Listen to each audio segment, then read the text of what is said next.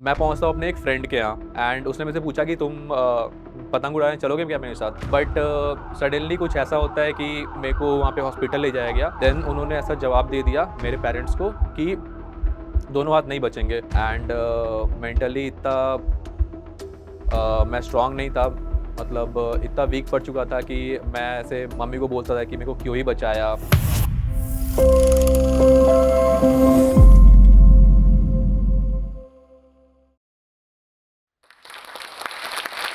Life का कुछ पता नहीं होता है, कब क्या हो जाए। आज सब कुछ सही चल रहा है, कल को पता नहीं क्या हो जाए। मेरे को देखने के बाद सबका सबसे पहला सवाल यही होता है कि क्या बचपन से ऐसे ही थे या कुछ हुआ आपके साथ? सो इस पे जाने से पहले सबसे पहले मैं अपना इंट्रोडक्शन दे देता हूँ। मेरा नाम है आयुष प्रियदर्शी एंड करंटली मैं आईआईटी कानपुर से बीटेक कर रहा हूँ मैकेनिकल इंजीनियरिंग डिपार्टमेंट में।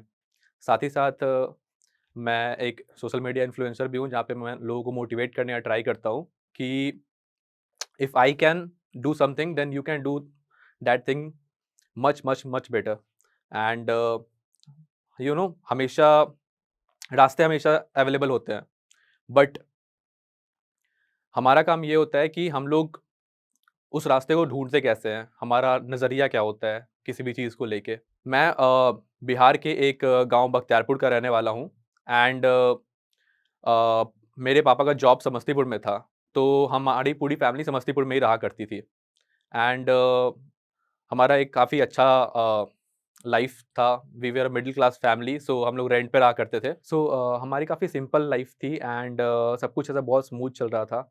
पापा जॉब करते थे, हम लोग स्कूल जाते थे। I was studying 4th class and mummy ने बीएड में एडमिशन ले रखा था, तो वो ट्रैवल करती थी to different city. But suddenly कुछ ऐसा होता है कि हमने कभी सोचा नहीं था कि ऐसा भी कुछ सिचुएशन आ सकता है एंड एक्चुअली ऐसा हुआ था कि date was 14th of September 2010 and हम लोग सब लोग मतलब ऐसा सब कुछ सही चल रहा था। बट उस दिन क्या था कि पापा ऑफ़िस में थे एंड क्योंकि अगले दिन पूजा थी। पूजा अनंत पूजा बोलते हैं हमारे यहाँ। तो मम्मी चली गई कुछ सामान वग़ैरह लेने के लिए पूजा के लिए एंड घर पे कोई नहीं था। तो और मेरे ट्यूशन वाले जो टीचर आते थे, तो उन्होंने भी ऐसे कॉल करके बोल दिया कि आज मैं नहीं आ पाऊँगा, कल पूजा है इसलिए मेरे को भी कुछ काम आ गया है। तो अपन मतलब मैं ऐसे मम्मी को बोला करता था कि मेरे को ऐसे उठा दिया करो कभी भी छुट्टी वगैरह है, क्योंकि ऐसे तो सुबह से स्कूल देन शाम को ट्यूशन क्लासेस, कभी मौका नहीं मिलता था खेलने का। मम्मी ने उस दिन सोचा कि अब जा ही रहे हैं, शाम को कुछ है नहीं एंड तो इसे उठा देते हैं एंड मेरा ऐसा था कि मैं अपने मतलब मेरे एक्सीडेंट से पहले तक मैंने अपना सारा बर्थडे मनाया है। पेरेंट्स ने भी हमेशा पार्टी वगैरह रहता था, होस्ट करते थे एंड बर्थडे केक वगैरह कट होता था। तो मेरा ऐसा हर बर्थडे पे ऐसा जिद करके कुछ ना कुछ लेता था। उस लाइक ये सितंबर की बात कर रहा हूँ मैं एंड जुलाई में मेरा बर्थडे होता है। तो जुलाई में मैंने बहुत जिद करके ऐसा साइकिल लिया था। तो उन्होंने मेरे को साइकिल की चाबी दी मम्मी ने एंड उन्होंने बोला कि जाओ साइकिल चला सकते हो। हमारी फैमिली जहाँ रेंट पे रहती थी, उनके नाती का जो है बर्थडे था। सो मेरी बहन भी उनके पास ही थी एंड घर पे कोई नहीं था, ताला बंद था। मैं चला गया साइकिल चलाने के लिए एंड देन मैं पहुँचता हूँ अपने एक फ्रेंड के यहाँ। तो उसने मेरे को ऐसे जब जब मैं उसके गेट के सामने से ऐसे गुज़र रहा था, तो वो मेरे को ऐसे इशारा करता है कि रुकने को। तो मैं साइकिल रोका वहाँ पे, फिर वो अपने टीचर से पूछ के मेरे पास आया एंड उसने मेरे से पूछा कि तुम पतंग उड़ाने चलोगे क्या मेरे साथ? एंड फिर मैंने उसको बोला कि ठीक है चलते हैं। तो उसने मेरे को सजेस्ट किया कि जहाँ पे तुम रेंट पे रहते हो, जहाँ पे तुम्हारे घर पे चलते हैं छत पे, वहाँ पे अपन उड़ाएँगे, क्योंकि वो छत ऊँची थी। तो अपन वहाँ चले गए, किसी को भी पता नहीं था एंड वहाँ पे हम लोग जब पतंग उड़ाते हैं तो पतंग जाके फँस जाती है। हमारे घर के पास से ही थोड़ा पास से वायर गया हुआ था 11,000 वोल्ट का, मिल वगैरह में जाता है वो वाला। तो उसमें फँस गई, तो उसने मेरे को पूछा कि इसको उतारते हैं, तो मैंने मना किया, मैंने बोला कि इसमें करंट आता है। तो उसने मेरे उस एंड मैं मना करके नीचे चला गया। सो जब मैं नीचे पानी पीने के लिए गया, तो मेरे को ऊपर से आवाज़ आती है कि आयुष आजा पतंग उतरने वाली है। तो मैं जल्दी-जल्दी ऊपर गया दौड़ते हुए। मैं ऊपर गया तो देखा कि वो एक लोहे के रड से उतारने की कोशिश कर रहा था एंड उसको इलेक्ट्रिक शॉक लग चुका था। और वो लोहे का रड जो एंटीना का होता है ना, वो हुआ करता था एंड उसको बस ऐसे कपड़े पसारने के लिए ऊपर रखा हुआ होता था। सो मैंने जब उसको देखा तो मेरे को ऐसा कुछ समझ में नहीं आ रहा था कि क्या करना चाहिए। मैं बस उसको बचाना चाहता था। तो मैं बस उसको ऐसे पकड़ के खींचने के लिए गया एंड मेरे को भी शॉक लग गया एंड उसके बाद फिर मेरे को ऐसा कुछ ऐसा विज़न नहीं है। देन जब मेरे को ऐसा विज़न आता है, तो मेरे को ऐसे नीला-नीला आसमान दिख रहा था एंड मेरे को ऐसा फ़ील हुआ कि मैं शायद अ, मर चुका हूँ एंड ऐसा स्वर्ग वगैरह में कहीं पे हूँ। देन जब थोड़ी-थोड़ी बॉडी में जान आई और मैं ऐसे गर्दन घुमा के ऐसे देखता हूँ, तो मेरे को समझ में आता है कि मैं ज़मीन पे पड़ा हुआ हूँ, छत पे ही एंड फिर मैं नीचे ऐसे करके देखता हूँ तो उसकी हालत बहुत खराब थी। वो वही बाउंड्री वॉल के पास में गिरा हुआ था। फिर मैं खड़े होने की ट्राई करता हूँ बट जब अपन ऐसे गिर रहे थे तो ऐसे हमारा नी बेंड हुआ था एंड मैंने उसको पकड़ने का ट्राई किया था तो एल्बो बेंड हुआ था। तो ये दोनों चीज़ें पूरी तरीके से सीधी नहीं हो पा रही थी। बट फिर मेरे को ऐसा समझ में आया कि कुछ ना कुछ तो करना पड़ेगा वरना तो फिर अपन इधर ही रह जाएँगे। तो मैंने ऐसा सोचा कि किसी तरीके से भी मेरे को अपने सीढ़ी तक पहुँचना पड़ेगा, उसके बाद अपन तो गिर पड़ के भी नीचे चले जाएँगे तो मदद मिल जाएगी। मैं बहुत मुश्किल से ऐसे खड़ा हुआ, फिर धीरे-धीरे करके ऐसे चलते हुए पहुँचा सीढ़ी तक एंड देन जब मैं वहाँ तक पहुँचा तो मैं देखा कि कुछ लोग ऊपर आ रहे थे ऑलरेडी एंड मेरे को बाद में ऐसा पता चला कि इसलिए क्योंकि पूरे मोहल्ले की लाइट उड़ गई थी एंड जो रॉड नीचे गिरा था शायद उसकी वजह से उनको लगा कि यहीं पे कुछ हुआ है। तो वो लोग ऊपर आए, फिर मेरे को नीचे ले जाया गया। वहाँ पे गरम दूध वगैरह पिलाया गया लेटा के। देन मेरे को वहाँ पे हॉस्पिटल ले जाया गया। बट उस समय समस्तीपुर में ऐसा कोई अच्छा हॉस्पिटल वगैरह था नहीं। तो उन्होंने मेरे को तुरंत पटना रेफ़र कर दिया। पटना में हमारे कुछ ऐसे अपने फैमिली के ही डॉक्टर्स वगैरह थे। तो उन्होंने बोला कि यहाँ पे ले आओ, वहाँ पे मेरे को चाणक्य हॉस्पिटल में रखा गया। वहाँ पे अपन 3-4 दिन तक थे, हम दोनों सेम ही हॉस्पिटल में थे, सेम ही मेडिकेशन के साथ। देन उन्होंने ऐसा जवाब दे दिया मेरे पेरेंट्स को कि दोनों हाथ नहीं बचेंगे। इस दौरान कब मतलब ऐसा होता था कि मेरे को बहुत ज़्यादा प्यास लगती थी बट मेरे को पानी नहीं दिया जाता था। तो मैं ऐसे चिल्ला-चिल्ला के पापा-मम्मी को बुलाता था, बट वो लोग मेरे पास नहीं बैठते थे। कभी-कभी पापा ऐसे बैठते थे तो मेरे हाथों में ऐसे चींटी काट के पूछते थे मेरे को कि क्या कुछ फ़ील हो रहा है? तो मैं उनको बोलता था कि नहीं और फिर उनकी आँखों में ऐसे आँसू आ जाती थी और फिर वो लोग वहाँ से चले जाते थे। उसके बाद फिर जो हमारे क्योंकि डॉक्टर्स हमारे ही लोग थे, तो उन्होंने ऐसा बोला कि आप अपने लिए, अपने सैटिस्फैक्शन के लिए इसको कहीं दूसरी जगह ले जा सकते हो एंड सेकंड ओपिनियन ले सकते हो। तो उस समय इंटरनेट पे सर्च किया गया कि इंडिया कौन बेस्ट हॉस्पिटल कौन-सा है? तो नया-नया खुला था मेदांता द मेडिसिटी गुड़गाँव में। तो मेरे को वहाँ से रेफ़र किया गया एंड बाय एरोप्लेन हमें लाया गया मेदांता द मेडिसिटी। बट वहाँ पे भी सेम केस हुआ। आफ्टर ट्रीटिंग दे सेड कि दोनों हाथ नहीं बचेंगे।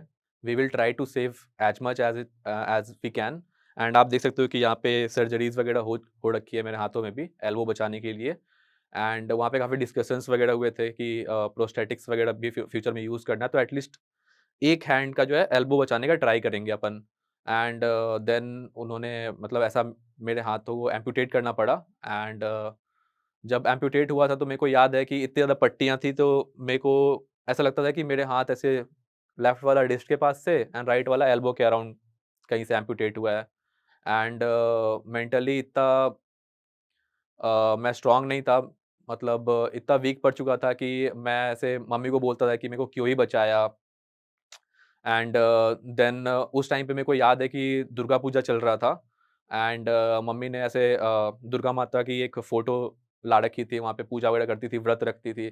तो मैं उनको बोलता था कि क्यों ही कर रही हो इनकी पूजा, इन्होंने क्या किया है ऐसा? कुछ अच्छा तो किया नहीं है। बट वो मेरे को ऐसा समझाते थे कि नहीं फिर अपन थोड़ा रिकवर होने के बाद तो अपन फिर ऐसे वापस समस्तीपुर आए। देन समस्तीपुर में मम्मी ने बोला कि हमें यहाँ नहीं रहना है। मेरे को यहाँ पे अच्छा नहीं लगता है, तो फिर अपन पटना शिफ्ट हो गए।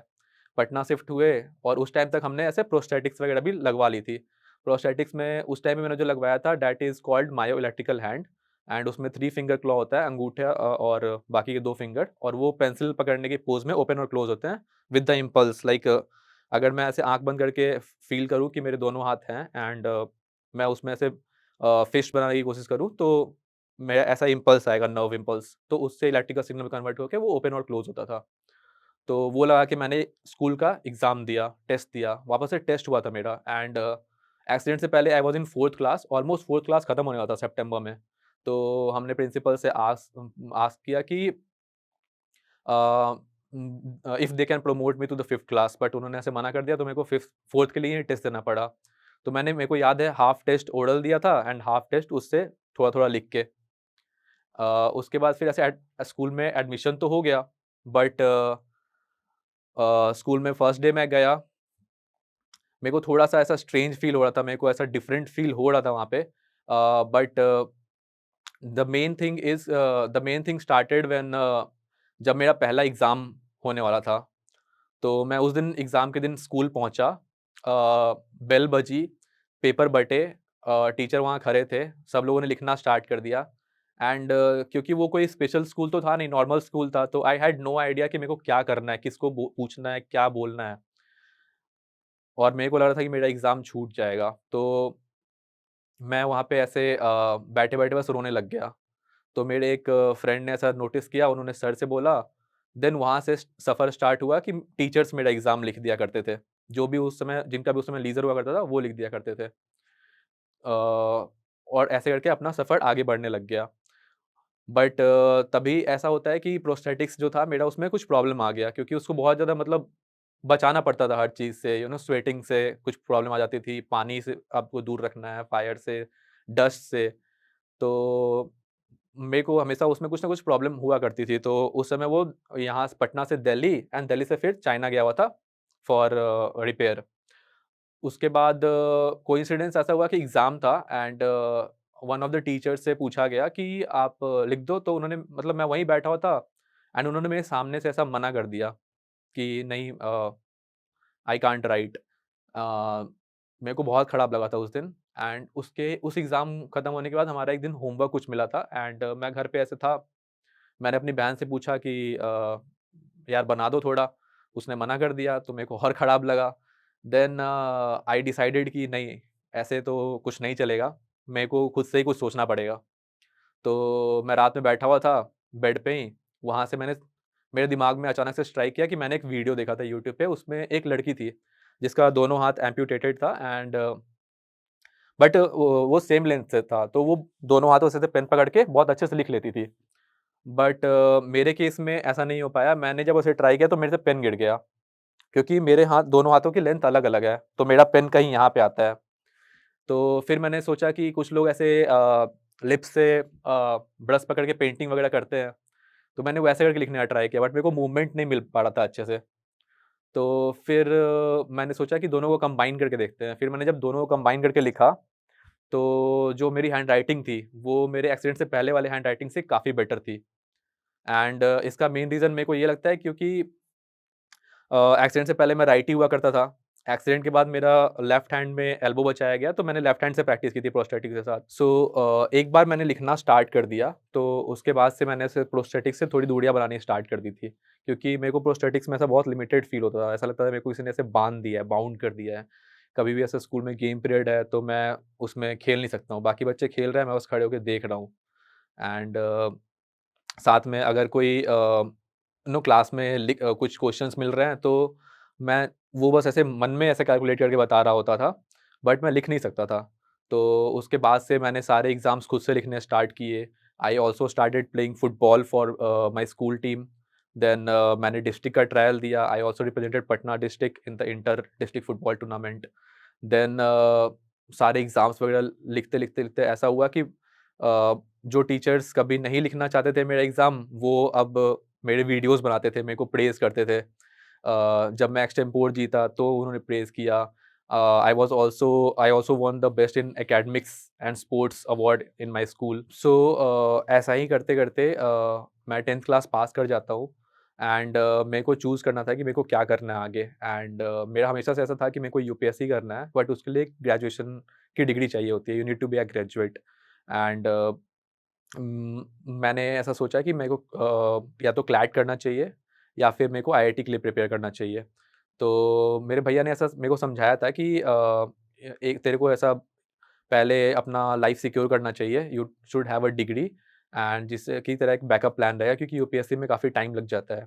देन मैंने आईआईटी की प्रिपरेशन के लिए ढूँढना चालू किया but I was too late 10th के बाद मैंने काफ़ी टाइम वेस्ट कर दिया था एंड देन मैं एक इंस्टीट्यूट में जाता हूँ, वहाँ पे टेस्ट देता हूँ and then I was offered the rankers batch and वहाँ पे 30 लोग होते हैं उस बैच में the best from the state and उनसे कॉम्पिटिशन होता है वहीं और फिर मेरे को वहाँ पे मैंने जब अच्छा परफ़ॉर्म किया तो मेरे को वहाँ पे रहना वगैरह अलाउ कर दिया था एंड मेरे को वहाँ पे रहने का रीज़न ये था कि मेरे को कभी भी ऐसा पटना या बिहार में नहीं रहना था। I wanted to be independent and मेरे को ऐसा बाहर जाके रहना था, ताकि मैं कहीं बाहर के भी कॉलेजेस में जॉइन कर पाऊँ।